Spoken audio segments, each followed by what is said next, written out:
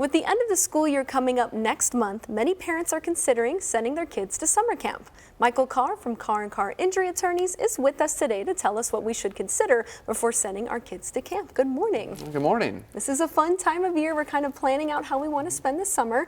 And so what duties do camp facilities need to have to keep our kids safe? Right, so camp facilities, they take on a pretty big responsibility bringing all these kids to their campgrounds. And so they have a responsibility to make sure that it's a safe area for the kids to be in, and that the kids are going to be, trained to do whatever activity the camp wants them to do.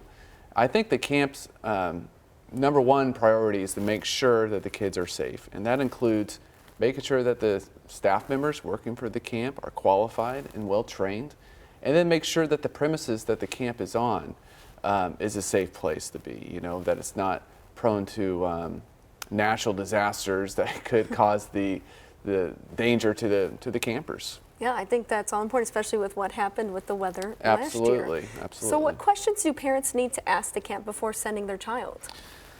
I think that certainly one thing that the parents should ask is, who are these camp counselors that are going to be watching my child? What makes them qualified to do this job? What's their background check like? Unfortunately, sometimes you have people that are employed through camps that should not be around children. They have a criminal background sometimes. And so I think parents should ask the camp managers, have you done background checks on these counselors? Is there anyone that has a criminal record on there?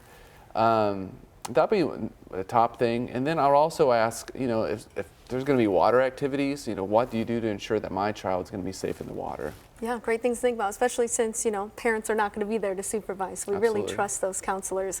Now, what are your rights if your child does get injured? Right. So if your child gets injured at a camp facility, the camp facility obviously is not going to be automatically responsible for what happened. You'd have to show that the camp facility is somehow negligent in causing this to happen. So, an example would be, say your child does not know how to swim. The camp was aware that your child doesn't know how to swim, but the camp told the child to get in the pool anyway, and your child was injured from it.